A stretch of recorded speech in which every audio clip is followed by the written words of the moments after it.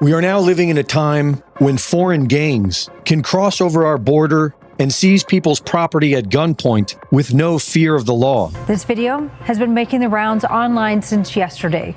Shows armed men walking through a building, knocking on doors, then entering an apartment. These men are part of a dangerous Venezuelan gang, and their numbers have been growing steadily because of the crisis at the border. There have been rumblings of new gang activity in Aurora all summer. Officials have skated around the topic, but now there's video and victims they can't deny. It's really like being held hostage. Cindy was a prisoner in her own home. She's lived in this building at 12th and Dallas for years. This summer, when crime got worse, Cindy got cameras. Doorbell video shows a group of armed men forcing their way into her neighbor's home. Another night, her camera outside captured two men approaching a vehicle, guns drawn. What I am told is that police leadership put it out that no less than like 3 or 4 officers could respond to one of these complexes. I now have other property owners, other apartment complexes calling and telling me the same kinds of things. Food is the biggest commodity over there. Cindy says she survived the ordeal by staying quiet, giving them food and bed bug spray. Every night, praying she'd hear sirens. They left us there to die. In her new home, far away, the peace she feels is fleeting.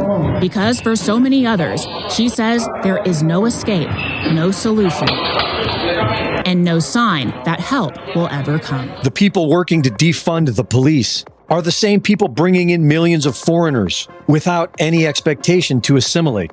These foreigners are being given money, education, and homes, while tax-paying American citizens are being kicked out of their homes and losing their jobs.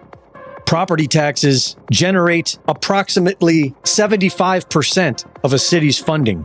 And as the job market, home sales, commercial real estate, and the entire U.S. economy continues to plummet, the average American citizen will no longer be able to pay the city's taxes, and city governments will become desperate.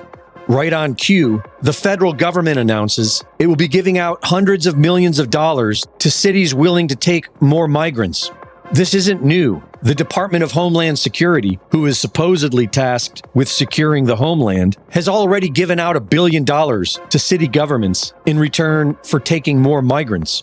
And there will be billions more given out. This incentivized plan of self-destruction is scheduled to last another 2 years. The Venezuelan gang violence in Aurora, Colorado, is already spilling out to the surrounding suburbs. And Aurora is just one of many. There are hundreds of sanctuary cities, counties, and states, all of which are losing money. And the funds being given out by Homeland Security will not cut it. They will only increase the amount of mouths to feed. As it turns out, the cost of feeding and housing tens of millions of people is unsustainable. And as the money starts to run out, things will get much more dangerous.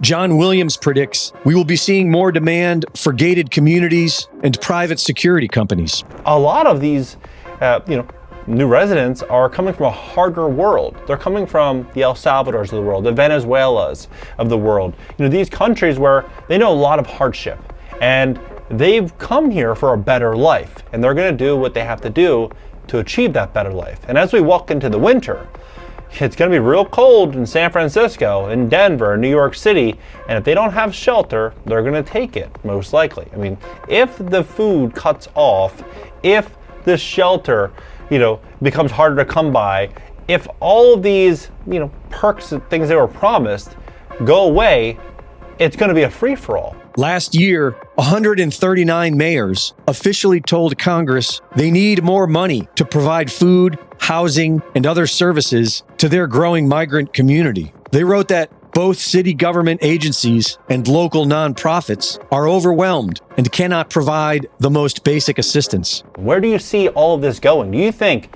that this video right here is the end? Or do you think that this situation is very well the beginning? It's only 3 months until winter. These cities, they're going to get really cold.